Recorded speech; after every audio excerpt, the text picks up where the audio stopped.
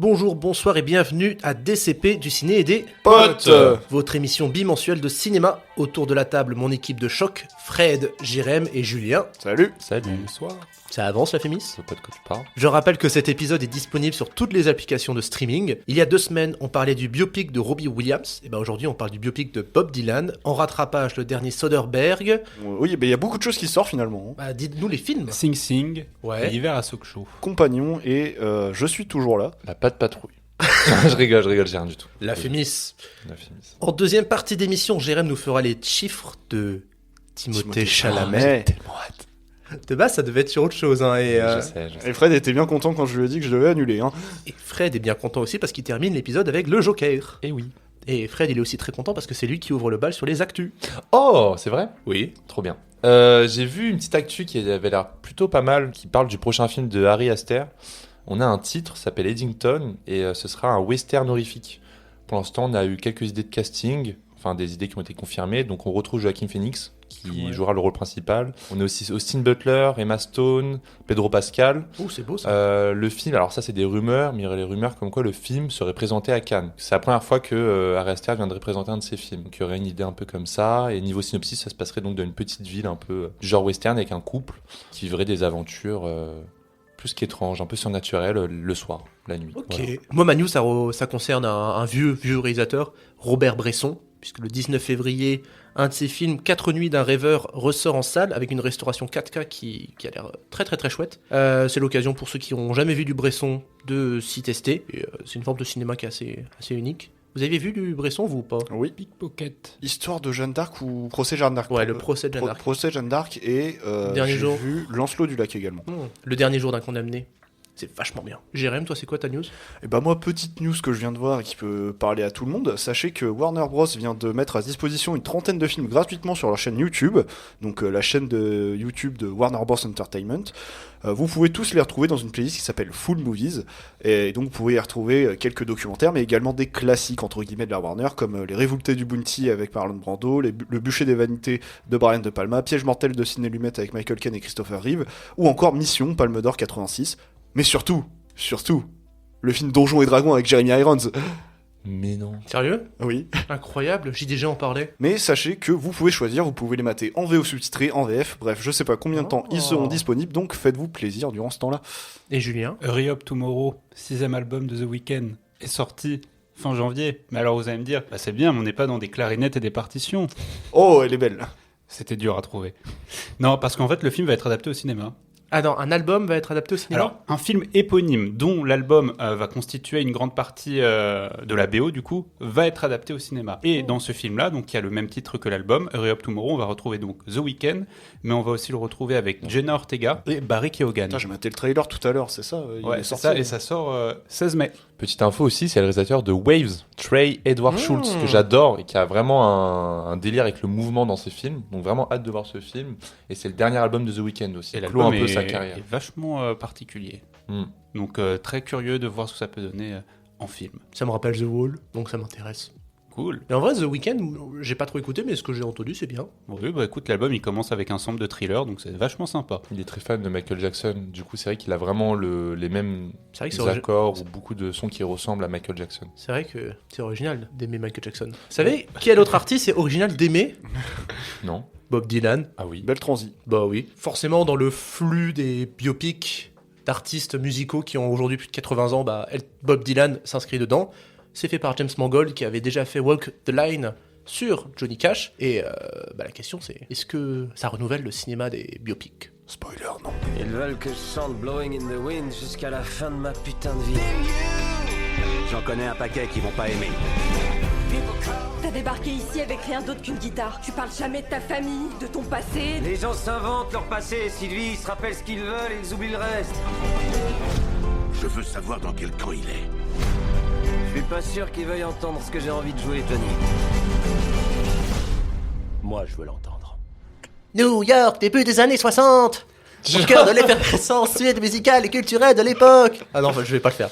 Je voulais parler comme Bob Dylan, mais Ah ouais, non, chaud. non, ça le fait mal, tu Moi, vois. j'aimais bien. En vrai, Fred, avec un peu de volume, pour avoir la même coupe que Dylan, hein, t'as la même... Je me suis déguisé en Bob Dylan pour aller voir la séance. Non, le truc, c'est qu'il a la même coupe que Timothée Chalamet, donc Surtout. Voilà, ça tombe bien. Voilà, putain. C'est notre Timothée à nous. je poursuis vite fait le synopsis. En gros, c'est juste la carrière de Bob Dylan de 61 à 65, c'est-à-dire toute la période folk, la transition vers sa période électrique, c'est-à-dire d'abord il fait du folk et après il a pris une guitare électrique. Et voilà. Tu sens tellement pas convaincu. Ah ouais, non, mais vraiment, là, qu'est-ce qui t'arrive, mec? Bon, non, je trouvais ça plutôt bien. Ah, ok. Lui, par contre, Je déteste, pas le film, le fait que le film soit une putain de fiche Wikipédia. Pas du tout. Je suis pas du tout d'accord. Ah ouais, tellement pas. J'estime... Non mais attends, non. Pour moi, ça ne renouvelle absolument pas le genre du biopic musical. Pour moi, c'est le porte-étendard de ce que ça peut être. C'est vraiment un événement, paf, on passe à autre chose, paf, on passe à autre chose, paf, on passe à autre chose.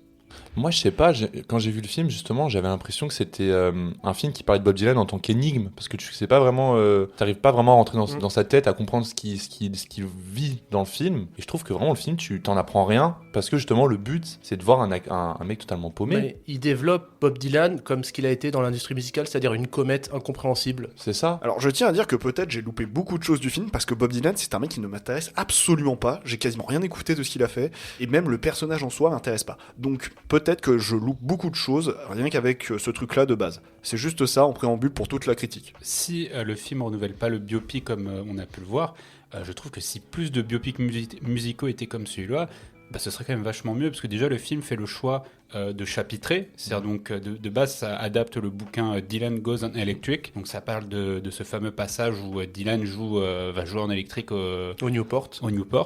Et déjà, rien qu'à partir de ça, je trouve qu'on évite justement l'écueil fiche Wikipédia que tu pouvais avoir avec Bohemian Rhapsody, ou comme on en parlait déjà dans l'épisode précédent avec la critique sur Better Man, où Bohemian Rhapsody c'est ultra cyclique, c'est-à-dire que tu as le Live Aids qui est un peu le moment fort du film, mais pourquoi le Live Aids? Parce que c'est Queen. Et que Queen c'est des légendes. Et pourquoi c'est des légendes? Parce que Live Aid, en fait t'as jamais d'explication, alors que là je trouve que t'as vraiment cette progression de Dylan qui arrive avec sa guitare, d'abord les cafés-concerts, puis le Newport, puis toute son évolution dans l'électrique. Et puis c'est quand même un biopic qui parle vachement de musique, et ça c'est cool. Genre les musiques sont jouées longtemps, on s'intéresse à la musique, à la composition, et ça c'est vraiment agréable à voir. Je rebondis sur ce que tu as dit avec d'autres films. Repensons un peu à Napoléon, repensons à Charles Aznavour, qui étaient des biopics, effectivement, qui avaient vraiment ce côté Wikipédia, page Wikipédia. C'est pour ça que Jérém, je comprends pas très bien pourquoi. Tu penses que ce film, c'est une page Wikipédia, alors que finalement, oui, c'est juste sur une période donnée de la vie d'un artiste. Alors, oui, c'est sur une période donnée, mais je trouve qu'on se concentre pas assez sur certains événements. Et qu'on passe trop vite. Alors, le film prend son temps, hein, bien, il dure 2h20, donc il prend son temps sur ce qu'il faut.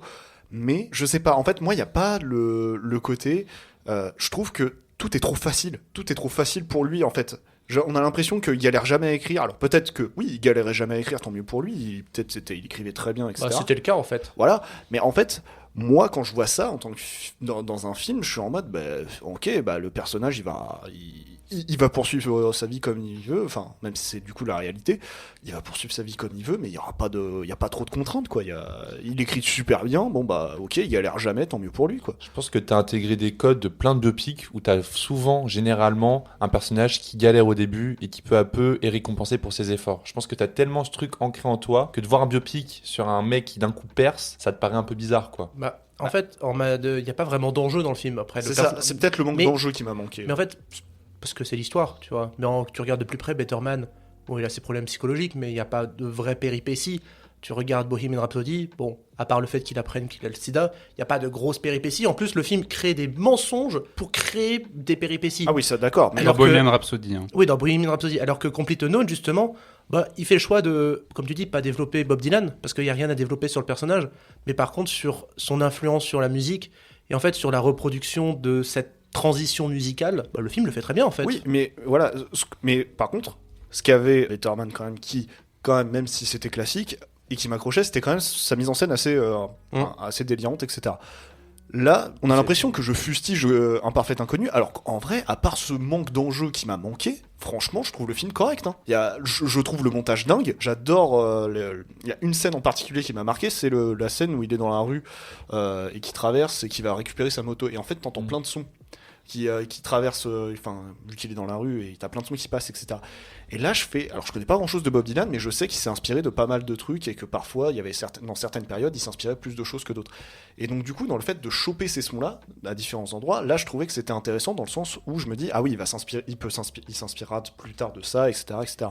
Donc, il y avait quelques moments où je trouvais que le film avait des fulgurances comme ça. Voilà, je pense que le manque d'enjeu et mon manque d'intérêt profond pour Bob Dylan, je pense, m'ont fait désapprécier le film et me ne font pas apprécier à sa juste valeur. Mais comme le disait Julien, c'est un film qui a énormément de musique, qui vraiment met la musique au centre, et ça c'est hyper jouissif de voir un film et de kiffer les sons. Moi j'ai adoré, donc on va y venir je pense, à parler de Timothée Chalamet. Le mec s'est vraiment réapproprié Bob Dylan, il y a ajouté un peu de sa personne à lui, parce que Timothée Chalamet on le connaît comme ça en fait, comme un petit gars un peu un peu qui montre pas ses émotions. Moi je pense beaucoup au Timothée Chalamet de Call Me By Your Name, et je trouve qu'il y a un peu un mélange des deux, c'est-à-dire qu'on a un Bob Dylan, un petit peu de Timothée Chalamet, et ça marche quoi. C'est le Timothée Chalamet de Call Me, mais avec un peu plus de nonchalance et de renvoyer chez le monde. Mais moi je le trouvais super bien, et je me suis fait de la réflexion en sortant du film, c'est que je préfère les chansons de Bob Dylan chantées par Timothée Chalamet. Mais moi j'ai écouté l'album chanté par Timothée Chalamet, c'est incroyable comment il a pu un peu se rapprocher de Bob Dylan. Il a refait l'album complet? Bah il y a la BO, excuse-moi, du film, où t'as oui. donc t'as des sons qui sont vraiment chantés par lui pour le coup. Moi je suis vraiment époustouflé par ça. Vraiment je crois qu'il a mis 5 ans pour se préparer à ce rôle. Non, puis moi j'ai bien aimé le fait de voir vraiment les acteurs, au niveau des doigts, tu les vois jouer quoi. Tu vois, ils font pas semblant quand Timothée Chalamet il te sort la gratte, et pareil pour Edward Norton, il joue. Ouais. Et c'est cool. Il a vraiment réussi à se réapproprier Bob Dylan, et ça, je trouve ça vraiment la incroyable. performance c'est ouf. Après, j'avoue que j'ai commencé la critique peut-être en étant trop assassin. Non. Mais non, faut pas croire. Je ne trouve pas que le film est extrêmement mauvais. Je pense que c'est juste la narration du film qui m'a fait dire que voilà, le manque d'enjeu, etc., qui fait que je l'ai pas apprécié, je pense. Après, c'est pas une révolution du tout. Il est très formaté pour les Oscars. C'est un gros film de performance, un film qui est propre dans sa mise en scène, mais ça fonctionne très bien. C'est scolaire mais efficace. Après, il y a là depuis tout à l'heure, on parle de la transition électrique, on parle du rapport à la musique, mais il y a un truc quand même qui prend beaucoup de place dans le film et qui fait très biopic scolaire et chiant. Hein. Les relations. Les romances, je trouve qu'elles apportent pas grand chose au film. Après, c'est vrai que ça fait partie de l'histoire de Bob Dylan, sa relation avec Joan Baez, mais bref, next. Non mais sérieusement, vous trouvez genre là vous avez rien à dire sur les romances dans le film parce qu'en fait on s'en bat les couilles. Non, c'est vrai que c'est moi j'ai beaucoup aimé sa première partenaire, donc celle qui est pas du tout dans la carrière musicale, de la voir aimer un homme qui peu à peu en fait s'échappe et qui perd le contrôle sur son image en fait, tu vois. Oui, mais sans jamais le touchant connaître. Et c'est assez tragique. Non, j'aimais bien l'idée que finalement est-ce qu'il y a vraiment des personnes qui ont réussi à le connaître quoi, à le comprendre comme il était. Après, est-ce que c'est pas un mec qui se crée une certaine aura, ouais. Ouais, bon après, on va pas empiéter sur mon avis de Bob Dylan, moi c'est juste que ça me parle pas comme... Mais là du coup t'as quand même réussi à à apprécier le film. Bah oui, moi j'aime bien le film, et je me suis réécouté quelques albums de Bob Dylan, bon, la sauce prend pas, mais je respecte. Puis surtout, en fait, genre, historiquement, dans l'histoire du rock, fallait qu'il y en ait un, comme lui, qui débarque et qui tape dans la fourmilière, quoi, du folk. Et bon, c'est tombé sur un mec de son calibre. Après, c'est merci cool, à lui. la folk. Oui. Oui. Oh, on s'emmerde un peu quand même. Moi j'ai adoré les musiques folk. Non mais je les aime bien, tu vois, mais moi, je suis désolé, l'album du Free Willin, passer 6 ou 7 morceaux, j'en ai marre moi. Hein. Mais du coup, la scène du Newport 65, j'allais y venir, ouais.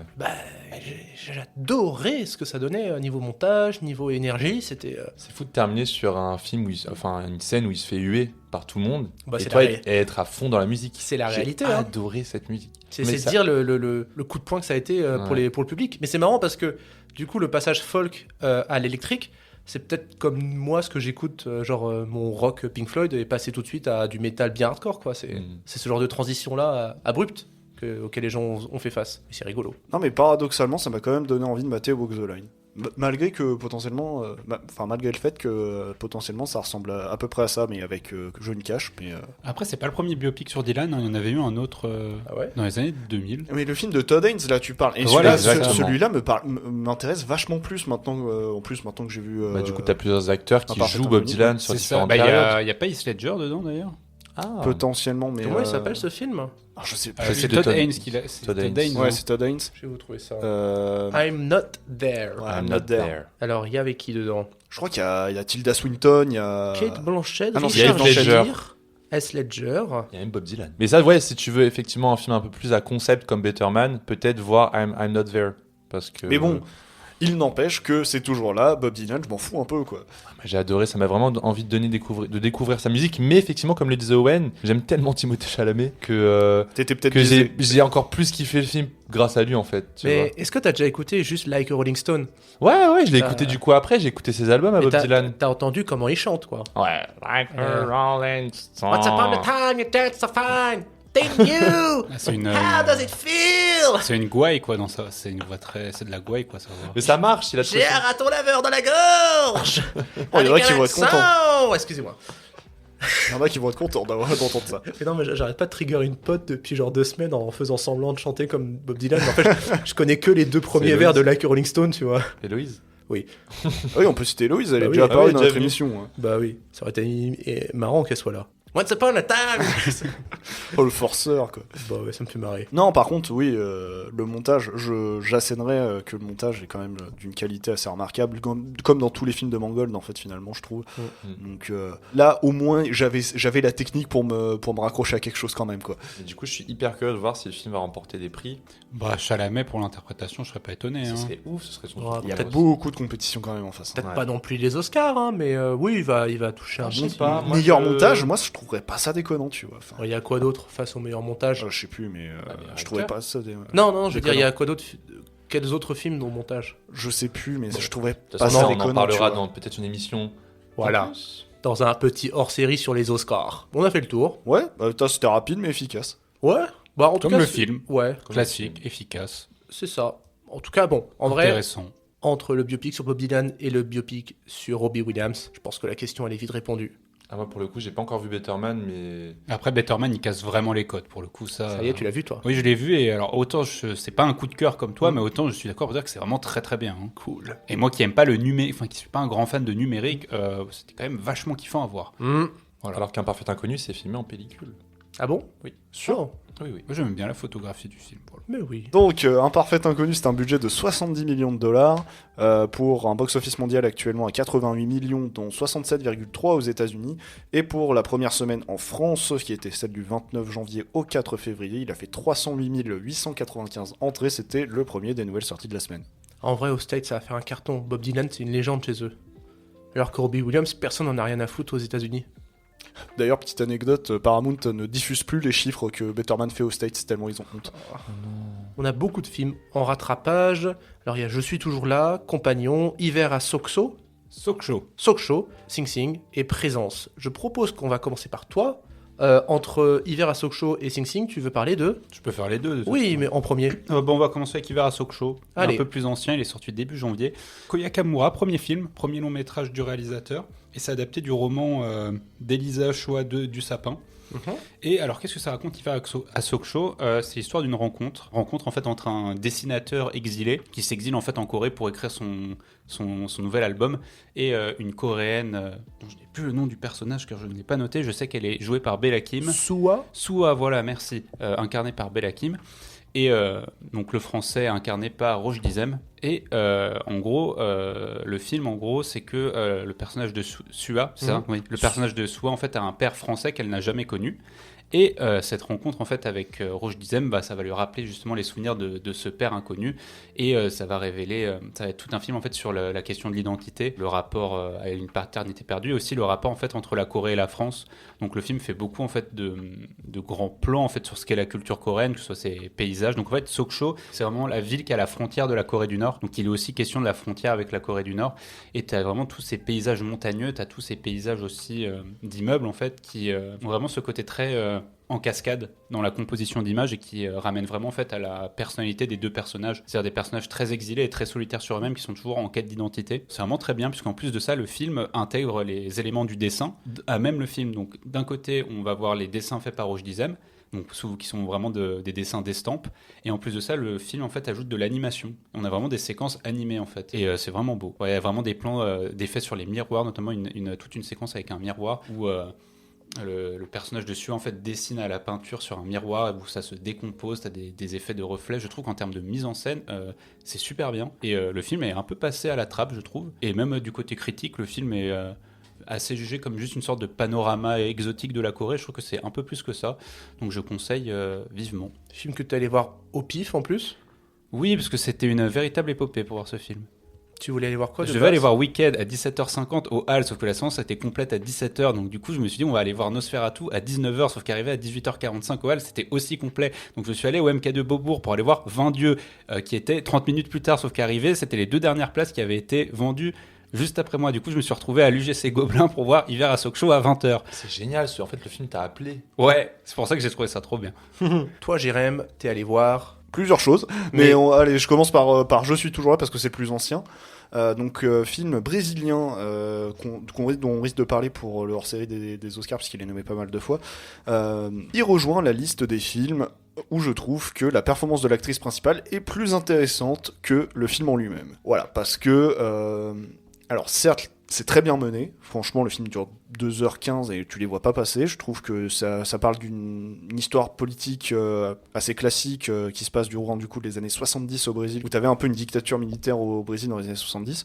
Donc ça parle d'un politique qui se fait capturer et donc on sait pas trop ce qu'il devient et sa famille cherche à savoir ce qu'il devient et ça suit. En fait, je pensais que le film ne se déroulait que dans les années 70, mais très léger spoiler, ça se passe pas que dans les années 70. Et du coup, c'est aussi un truc sur l'héritage, qu'est-ce que tu laisses, etc. Surtout sur la fin, c'est pour ça que le titre « Je suis toujours là » a plusieurs significations pour moi, je les révélerai pas pour éviter de trop spoil, mais donc voilà, c'est très prenant comme film, tu t'embêtes pas, en plus ça fait du bien de voir un peu autre chose que du cinéma américain ou français, d'entendre un peu de portugais, ça fait pas de mal.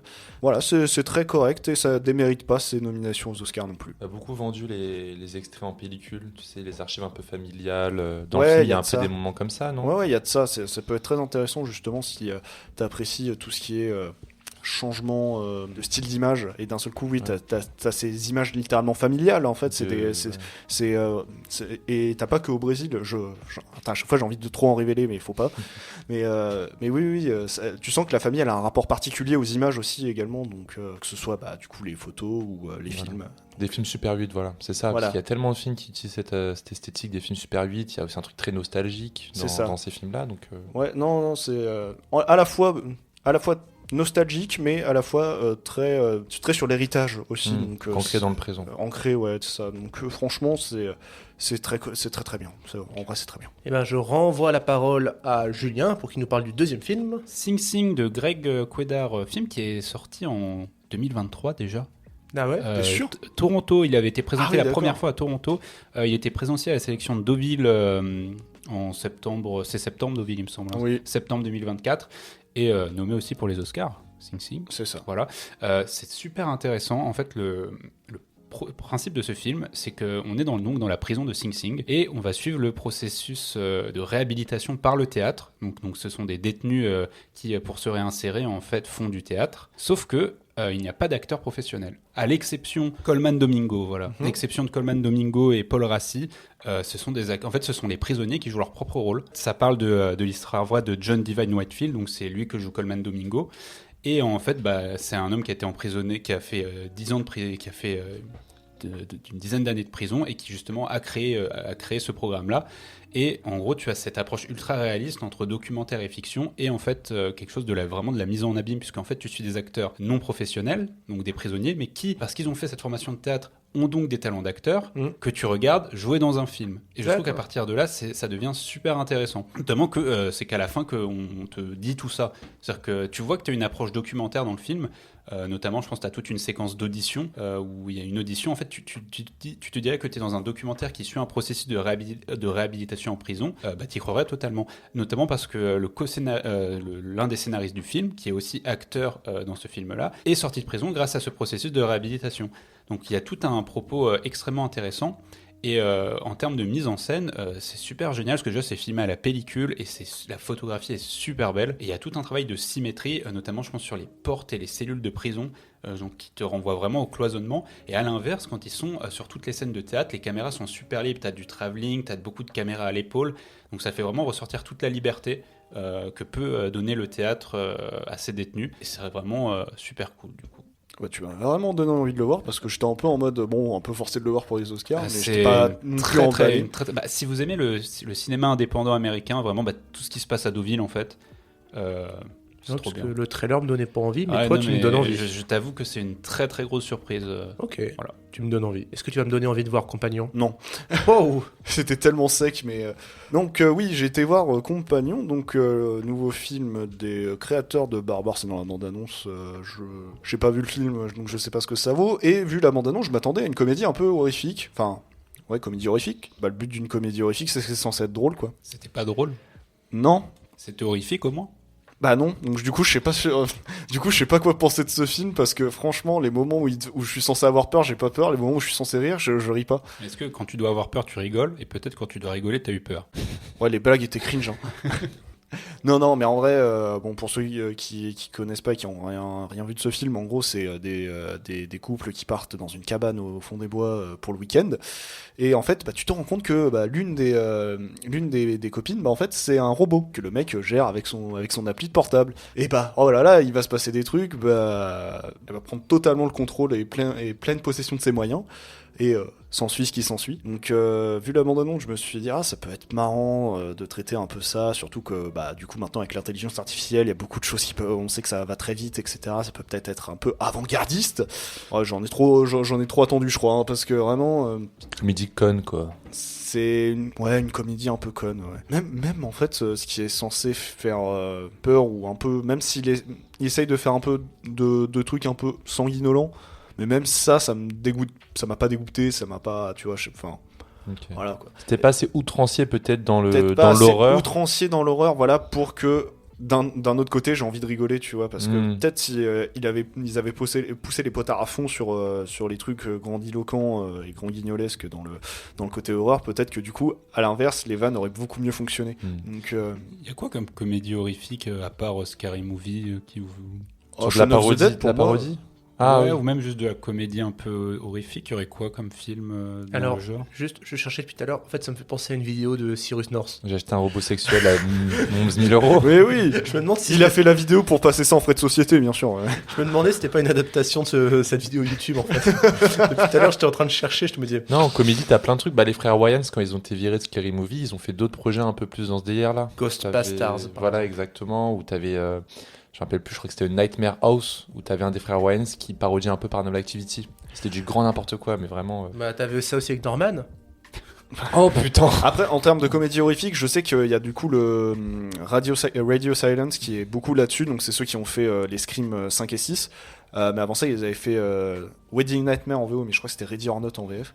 Merci les traducteurs. Bah, en vrai, Shaun of the Dead, en soi, c'est une Oui, comédie oui, je l'ai dit horrifique. tout à l'heure. Oui, bien vu. Plein de trucs de zombies, en fait, ils ont beaucoup pris le zombie comme quelque chose de comique. Evil Dead. Voilà. Ah bah, ou même Zombieland, d'une certaine Voilà, manière. D'une certaine manière. Donc oui, il y a pas mal de trucs. Ou des comédies romantiques, des comédies musicales horrifiques. Enfin, tu vois, Oula. comme. Pourquoi tu parles de Joker 2 là?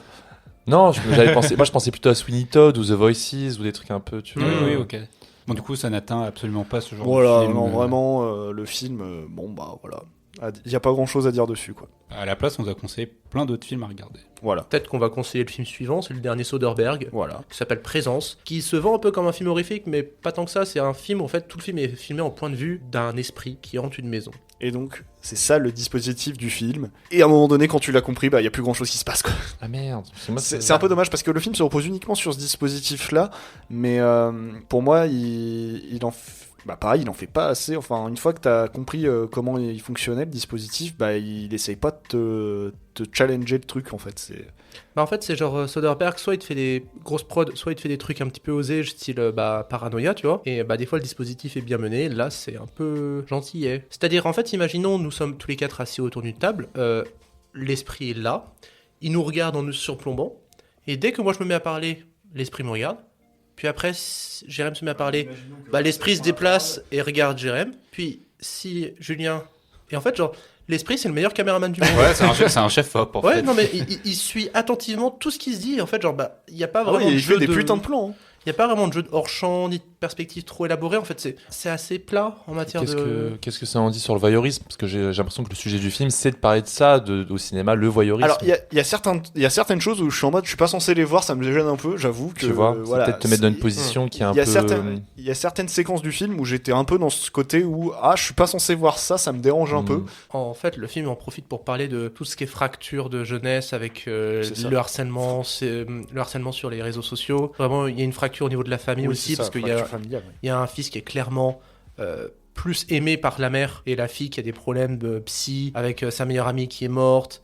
Et la mère l'a clairement abandonné. Mais aussi vachement plus aimé par le père, du coup, la fille. Ouais, donc, enfin, vraiment, limite t'oublies qu'il y a un esprit et t'es plus en mode oh là là, j'espère que cette famille va se reconstruire parce que bordel, c'est le bordel. Mais je pense que oui, effectivement, le dispositif, ça amène à réfléchir au voyeurisme au cinéma. Il y a tellement de films qui font ça. Moi, je vais pas revenir sur mon mémoire, mais tu vois, quand j'avais étudié les films à écran, une sorte de films d'horreur qui se passent sur des conversations Skype, bah ça implique encore plus le spectateur dans le film. Donc peut-être que là, dans Présence, il y a un peu cette idée-là. Après, t'as pas trop le temps de t'ennuyer, ça dure 1h25, Voilà. c'est bien mené, mais puis il y a un petit jumpscare à la fin, moi, qui m'a pris.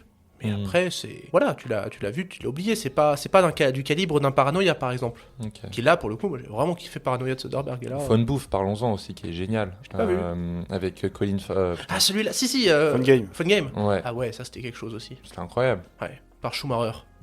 Ah, c'est Schumacher, putain, excuse-moi. Joel c'est pas Soderbergh. Schumacher. Il a fait quoi d'autre, Soderbergh? Batman et Robin. Allez.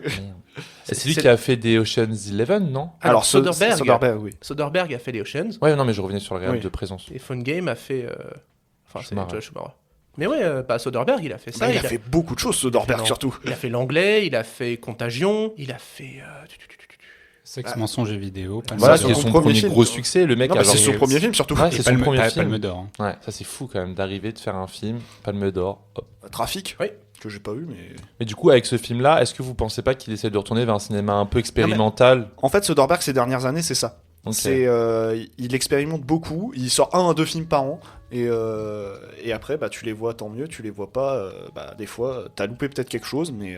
Après, c'est quand même impressionnant, tu vois, de voir un film qui se passe uniquement dans une pièce, qui est bien mené. Voilà, il y a dans pas. une maison, une pièce, t'as- Ouais, dans une maison. Bon, voilà, tu vas vite l'oublier, mais tu respectes quand même la démarche et tu dis, ouais, bah, tout le monde peut faire ça. Pourquoi je le ferais pas, tu vois. Donc voilà. Erin Brockovich aussi, il l'a fait. Oui, c'est vrai. Oui. Non, il a fait masse de films. Hein, donc, non, c'est. Ouais, non, mais c'est surtout dans ces dernières années. Magic ce que Mike, je veux dire. C'est lui. J'adore. Putain, Magic Mike, le dernier aussi, c'est lui qui l'a fait. Il a fait 2 sur les 3. Donc, ah putain, les Che aussi, c'est lui qui a fait Che avec Benicio del Toro. Mais c'est Il y a incroyable. Vachement de choses en fait. Non mais attends, moi, incroyable, sa carrière. regarde ces dernières années ce qu'il a fait, parce que je crois que c'est beaucoup de films à dispositif comme ça, Ouais. où il essaye d'expérimenter un peu ce qu'il peut faire et les différents moyens qui sont mis en œuvre pour Et tu pouvoir vois, faire des films. Le 12 mars, il va sortir un nouveau film en Oui, voilà, France. et ce que j'allais dire, il va sortir un nouveau film après. Mais ça a l'air d'être gros C'est le casting. film hein. avec Michael Fassbender. C'est ça. Moi je pensais que c'était de ce film-là que vous alliez parler en fait au début. Ah. Bah non, parce qu'il en sort un, mais c'est le mois prochain. Il Alors. sort un film à un mois d'intervalle. Son précédent film, c'était le 2e ou le 3e Magic Mike. Avant ça, avant ça, Kimi. Je ne sais pas. Oui, ce que pareil, ça c'est un truc sur l'intelligence artificielle, donc il a essayé de... L'histoire est en gros une meuf qui a une intelligence artificielle qui rythme sa vie. Et donc, Mais c'est marrant parce qu'il a fait pas mal de films précédemment qui, soit ils sont pas passés en France, soit. Putain, il en a fait un, c'est Meryl Streep, Gary Oldman et Anthony Banderas, The Laundromat. ça c'est sorti sur Netflix. Ça. Jamais entendu parler. Si, c'était sur l'affaire Panama Papers, je m'en souviens, je l'ai vu, mais... Ok. Mais Paranoia m'a plus marqué alors qu'il est sorti plus tôt. Bah, Paranoia, c'était il y a 2018, hein, ça va faire 7 ans. Soit. En tout cas, Soderbergh, ça défonce. Mais bon, Présent, ça défonce moins. Vous savez ce qui défonce? La coke. Et les chiffres de Timothée Chalamet. Non, parce que tu as oublié un film. God Save the Tuche. Non. Si. Qui l'a vu? Jérémy et moi. Quoi? Ouais. Quoi? Ah, On c'est t'a une surprise! On t'a caché ça depuis le début. Non! On a fait ça en soum-soum. Non, sérieux? Bah oui. Et vous avez pas honte? Non. C'était génial Jean-Paul alors. Rouve, quel putain de réal quand même. Putain. La Non, surprise. foutez de ma gueule, Le foutez de ma gueule. panoramique. Ah non, non. Vous l'avez pas vu. Absolument pas. Absolument. Mais juste ta réaction était tellement magnifique. On voulait juste la faire pour voir ta Non, mais réaction. j'ai vraiment cru que vous l'aviez vu sans me prévenir, juste pour me troll, tu vois. Mais oui, non mais le but c'était ça, c'est de pas prévenir du tout et de voir ta réaction sur l'instant T. Vous l'avez pas vu. On ne l'a pas vu. Non, on l'a pas vu. Par contre, ce que l'on va Parce que voir, je pense que vous auriez pas tiré la même tronche si vous l'aviez vu. mais ce que l'on va voir, c'est les chiffres de Jérémy sur Voilà. Timothée Chalamet. Initialement, j'avais prévu de faire un jeu sur les biopics ou films musicaux, mais n'ayant pas trouvé les chiffres précis que je souhaitais, j'ai finalement décidé de traiter les chiffres de Timothée Chalamet, comme demandé par Fred. Et je dis bien demandé. Oui, Ordonné. ordonné. Ou à la limite ordonné, ouais. Petit rappel d'usage, les chiffres du box-office ne prennent pas en compte Un Parfait Inconnu qui vient juste de sortir, et j'ai inclus tous les films dans lesquels il a joué, qu'il s'agisse d'un rôle principal ou d'une simple apparition, ainsi que le film d'animation dans lequel il a prêté sa voix. Commençons. Timothée Chalamet, c'est 16 ans de carrière depuis son premier rôle dans un épisode de New York Police Judiciaire datant de 2009. Si vous voulez savoir, et si vous êtes curieux, c'est de l'épisode 10 de la saison 19. C'est 23 films à son actif en comptant Un Parfait Inconnu. 20, c'est le nombre de réalisateurs différents avec lesquels Chalamet a travaillé. Il a travaillé 2 fois avec 3 réalisateurs, Denis Villeneuve pour les 2 parties de Dune, Luca Guadagnino pour Call Me By Your Name et Bones and All, et enfin une réalisatrice, Greta Gerwig, puisqu'il est à l'affiche de Lady Bird et de Les Filles du Dr Marsh.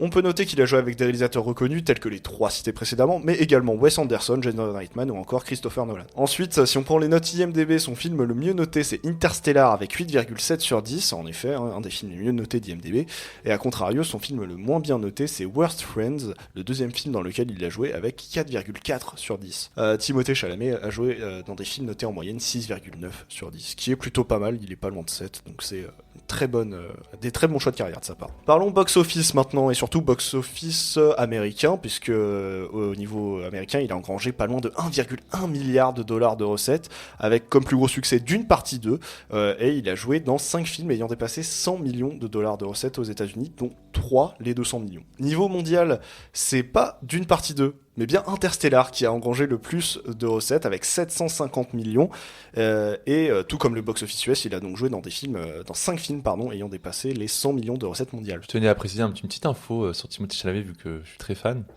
Pour Interstellar, il a été dit qu'il a chialé en rentrant chez lui auprès de son père, parce qu'en fait il s'attendait à être plus à l'écran et avoir un rôle beaucoup plus important dans le film. C'est dire l'ego. Voilà, c'est dire l'ego du gars. L'ensemble des recettes mondiales des films dans lesquels Timothée Chalamet a joué s'élève à près de 3,2 milliards de dollars, avec une moyenne à 168 millions par film. En France, ce n'est pas Interstellar qui a fait le plus d'entrées, mais bien Dune partie 2, avec 4 203 460 entrées. Et à contrario, le film qui a fait le moins d'entrées en France, hormis ceux qui ne sont pas sortis sur notre territoire, c'est logique, eh bien c'est son tout premier film, Men, Women and Children, de Jason Reitman, avec un tout petit peu plus de 30 000 entrées. Alors, est-ce que je peux faire un commentaire? Oui. Timothée Chalamet, c'est pas forcément le mec, quand tu vois sa gueule, tu te dis science-fiction. Pourtant ses 2 plus gros succès, c'est de la science-fiction. Bah, même Dune, en fait, je dis Dune partie 2, mais Dune partie 1 aussi, tu vois. Enfin, certes, c'est... Parce que, oui, bah dans ces gros autres succès, il n'y a pas tellement de films autres que de la science-fiction. Don't Look Up, c'est quoi? C'est Netflix, donc c'est un peu compliqué. Ouais, il n'y a pas trop de chiffres. Du coup, oui, Don't Look Up, là-dedans, il n'y a pas de... Mais j'y pensais. Il n'y a pas de chiffres Netflix, il n'y a pas de... Box-office. Box-office, voilà, techniquement. Donc 4 des films avec Timothée Chalamet ont dépassé le 1 million d'entrées en France, et même les 2 millions, parce que parmi eux, 2 films ayant dépassé les 3 millions d'entrées, et donc Dune partie 2 ayant dépassé les 4 millions d'entrées. Et oui, parce que quand Timothée Chalamet tape 1 million, il tape pas 1 million, mais 2 millions minimum. Et au total, les films avec Chalamet, c'est près de 16,8 millions d'entrées en France, avec une moyenne à quasiment 1,3 million par film. Au niveau des récompenses, Chalamet, c'est 205 nominations dans des cérémonies de récompenses pour 53 victoires, dont pas vraiment de victoire dans de grosses cérémonies, mais quand même 2 nominations aux Oscars, dont l'une pour Un Parfait Inconnu, et 4 nominations aux Golden Globes. Mais aucune victoire à ce niveau-là pour l'instant. Peut-être qu'il va remporter l'Oscar du meilleur acteur pour Un Parfait Inconnu. C'était quoi son autre nomination aux Oscars? C'est pour Call Me By Your Name. Ah ouais. Moi j'avais cru voir qu'avec James Dean, Timothée Chalamet c'était l'un des acteurs les plus jeunes à avoir été nommé 2 fois ça, j'ai pour pas des l'info. Oscars. Il y avait une info comme ça par rapport à James Dean. Petit fun fact. Voilà. 3, c'est le nombre de collaborations entre Timothée Chalamet et Saoirse Ronan, car on a eu ces 2 interprètes dans 3 films, chronologiquement Lady Bird, Les Filles du Dr Match et The French Dispatch. Passons à nos chiffres sur la filmographie de Timothée Chalamet, en reprenant Un Parfait Inconnu dans les comptes. Il va pouvoir flex. Donc, au nombre de films vus avec Timothée Chalamet, Julien est celui qui en a vu le moins avec 7. Juste ça va, il a pas fait beaucoup de films. Bah oui, on l'a dit. Juste au-dessus, Owen avec 8. Nul. Bien moi-même avec 9. Et on comprend pourquoi Fred était content quand je lui ai dit qu'on allait faire les chiffres de Chalamet, car il est en tête avec 13. Yes. C'est tout.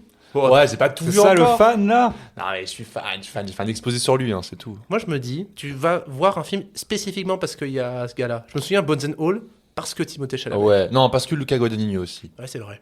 Mais il y avait un peu de Timothée Chalamet, bien sûr. Et Et puis là, Un Parfait Inconnu, parce que Timothée Chalamet. Et Wonka, parce que Wonka, c'était cool. Ouais. Wonka, c'était cool, ouais. Et du coup, c'est lesquels qu'il a vu et pas nous. Alors attends, chaque chose en son temps, mon ami. 6 films avec Timothée Chalamet ont été vus par tous. Un parfait inconnu, bien évidemment, car on vient d'en parler, mais également les 2 parties de Dune, Interstellar, The French Dispatch et Wonka.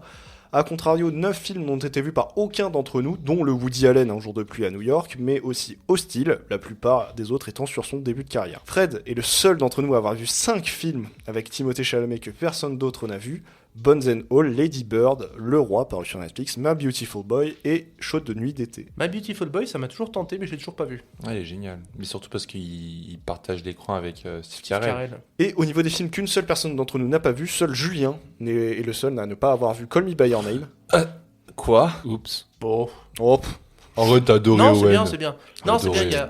En fait, il y a des choses que je trouve vraiment merveilleuses et des trucs où je me dis, tout ça pour ça. C'est un film d'été, mec, ça respire l'été, l'Italie, C'est vrai la que c'est- campagne italienne. C'est vrai que c'est très Écoute, réconfortant. je regarderai ça au mois de juin. Oh oui. C'est très réconfortant comme film, ça donne envie de partir Après, en ça parle vacances. de romance un peu pédophile, quoi, mais... Bah, il y a ça, quoi. Je connais juste la scène où il pleure près du feu de cheminée. Et la pêche. Ouais. Tu connais oui, ça, de la pêche je pensais que t'allais me citer La Pêche, ouais. Non, même pas. Juste quand il pleure près du feu de cheminée, ça passe tout le temps sur Insta. Ouais. Et seul Owen n'a pas vu Les filles du Dr March. Bah ouais, je sais pas pourquoi. Oh, c'est vachement bien. Hein. Ouais, et un Ouais, beau l'adaptation, casting, elle est bonne. C'était sympa. J'en entends souvent parler, mais ouais, je le remarque pas plus que ça. Ah. Attends, c'est- je c'est sais comment le très sympa. convaincre. Le père est joué par Bob Odenkirk. Ah ouais? Ouais, je l'ai convaincu. Yes. Ah bah vas-y. Attends, t'as Saoirse, je sais pas prononcer Saoirse son... Ronan. Il y a Timothée Chalamet, il y a Florence Florence Pugh, Pugh, Emma Watson. et lui, il lui faut le rôle du père pour aller voir le film. Better Call Saul. T'as vu, je sais comment, je le connais. Hein. Bob Odenkirk. Voilà, on a fini avec Chalamet. Merci. Merci beaucoup. On n'en a pas fini avec Timothée Chalamet. Je me trompe? Bah, je suis encore là, c'est ça, c'est pour ça. Ouais. Ok. T'as ton Joker? Ah oui, mon Joker, oui. Sur Timothée Chalamet aussi, tu penses? Peut-être. Pas vraiment. J'aime Ah. beaucoup Timothée Chalamet, pas à ce point. Dans ce Joker, en fait, je vais aller un peu au plus simple.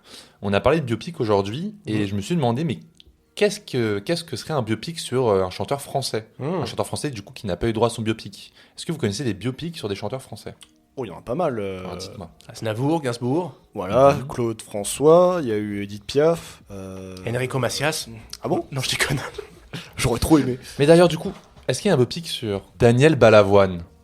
Ah, Bah, non. Non, et je m'étais dit un jour ça devrait tomber. Bah, est-ce que fait on n'en le- parlerait pas On aujourd'hui? fait la production du prochain. Mais oui, Daniel est-ce qu'on Balavoine. réfléchirait pas à un biopic biopic sur sur Daniel Daniel Balavoine? Je t'aime. Non, mais il y a le biopic sur Johnny aussi qui va sortir en fait, on en pense. Oui, mais du coup, comme il va sortir, bon, on sait très bien à quoi ça va ressembler. En plus, on a 2 des biopics sur Johnny qui vont sortir. Tu en as un avec Raphaël Quenard et un autre qui a peut-être été encore. Ah ouais qui a été abandonné, je crois, Puis finalement. le meilleur biopic que tu puisses faire sur Johnny Hallyday, ça existe déjà, ça c'est s'appelle Jean-Philippe. Bah ouais. Mais oui, Voilà. oui. On en a déjà parlé. Avec Johnny incarné par lui-même. Mais du coup, Balavoine. Balavoine. Toi qui connais un peu Balavoine. C'est vrai que moi, Balavoine, j'adore, j'ai beaucoup écouté. Je connais surtout sa fin tragique. Est-ce que, par exemple, dans ce biopic, parce que du coup, on a un peu parlé du biopic tout à l'heure avec Un parfait inconnu, est-ce que ce serait le genre de biopic page Wikipédia? Non, je pense qu'on est un peu plus intelligent que ça. Ouais. Est-ce que ça montrerait la mort de Dan Balavoine? Non. Est-ce que ça parlerait de quoi? Alors, Faudrait circonscrire, mais je connais pas assez bien la carrière de Balavoine En fait- pour savoir quoi circonscrire dedans. Le truc, c'est que faut pas enlever le côté politique du personnage. Et alors, pour avoir en film fiche Wikipédia, t'es dans le cinéma français, ça va être compliqué de faire autrement. et je parlais avec un ami aussi du jour où Renaud va mourir. Il y aura forcément un biopic sur Renaud. Mais en fait, sur toute cette sphère-là de musiciens, en fait, tu sais, les années 80, musiciens de gauche, ils se connaissaient tous. Genre Renaud, Balavoine, Michel Berger, Jean-Jacques Goldman, Coluche. Cette petite sphère-là, ils se connaissaient entre eux très bien. Et il y avait cette émulation, justement, ils ont tous été très nombreux à soutenir Mitterrand pendant les élections de 81. Et Balavoine est celui qui a le plus verbalisé son désemparement quand il s'est rendu compte que Mitterrand, c'était pas très bien. Non, t'es en train de me dire que là, il va y avoir plein de biopics sur ces gens-là et qu'on va faire une sorte de universe Ouais. de plein de biopics. Sinon, on l'a fait à la Sam Mendes, hein.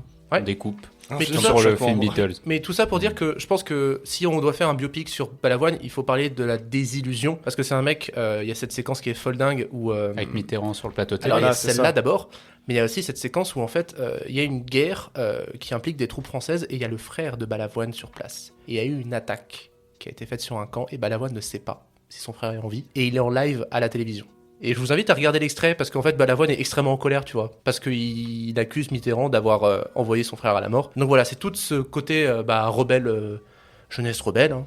très... Cette désillusion, elle s'est ressentie un peu dans ces albums d'après, du coup. Est-ce que tu sens qu'il y avait quand même quelque chose de très dépressif, un peu Dans ses débuts, il n'a pas rencontré trop de succès. Bon, t'as le chanteur qui a un gros hit. Mais par exemple, comment il s'appelle cet autre album de Daniel Balavoine? C'est un album concept. Hein. Sachez que Balavoine a fait des albums concept dans lesquels il raconte l'histoire de deux frères qui vivent sur une allégorie du mur de Berlin. De Berlin divisé en deux.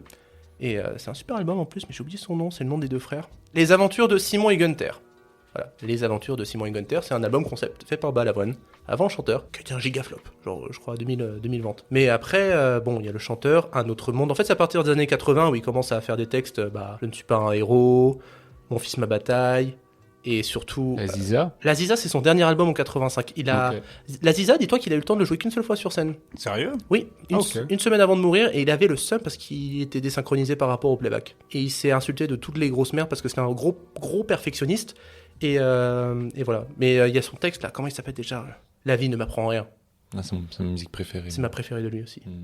Bref. Du coup, si on restait sur un biopic, ça ferait qu'on commencerait par ses débuts qui étaient des flops. Ouais. Et que d'un coup, on arriverait dans cette période très rebelle. Mais on terminerait donc pas par sa mort. Ce serait un peu trop cliché, quoi. Parce qu'on ferait vraiment... Tu commences par la mort et tu fais un truc rétrospectif en arrière. Mais tu vois, son dernier album, Sauver l'amour, il est sorti en quelle année, Sauver l'amour? C'était en 85, mais il est mort vraiment tout début. Il est mort en janvier 86, tu vois. Donc il a vraiment pas eu le temps de promouvoir cet album-là. Ouais. Et ça a toujours été un peu comme l'album infini de Balavoine. C'est celui où t'as aimé plus fort que d'être aimé, tous les cris, les SOS, la Ziza. Donc vraiment, il est parti avec cette image-là de contestataire pour l'amour. Et il avait fini par dire qu'il ne ferait plus de musique et qu'il se lancerait en politique. C'est vrai que je pense que s'il n'était pas mort, il aurait fait de la politique. Mais il se voyait pas faire de la musique toute sa vie. Ce qui serait fou, ce serait de faire un biopic sur Daniel Balavoine, mais de jamais voir Daniel Balavoine, tu vois. Je viens de penser à un truc, mais il était dans Starmania, non? Si je dis pas de conneries. Bien sûr. Bah oui. Donc il y a ça à intégrer aussi. Michel Berger, hein. Là, tu t'intègres Michel Berger. Mais donc un acteur, et je ne vois pas. Un acteur, oui. Je ne vois pas. Effectivement, c'est un acteur c'est pour jouer important. Balavoine. Quelqu'un de très triste, très tragique, très... Qui puisse qu'il chanter. était, qui a aussi ce côté très rebelle, très...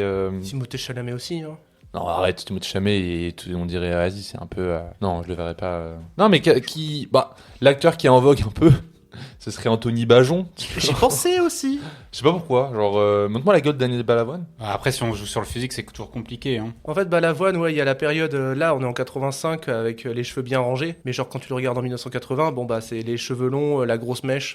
Non, je sais pas, Anthony Bajon, parce qu'il a un rôle où il a ce côté très rebelle, très sanguin. J'ai pas vu le dernier film, là, le dossier de Maldovor, là. Après, il peut se révéler, hein. Ouais, c'est ça. Ça pourrait être son biopic à lui. Mais c'est vrai que pour le coup, un acteur pour incarner Daniel Balavoine, il n'y a rien qui me vient. Il n'y a jamais eu de projet qui a été mis en place sur un biopic de Balavoine. En vrai, c'est étonnant qu'on n'en ait jamais eu. C'est étonnant. D'une part, c'est étonnant.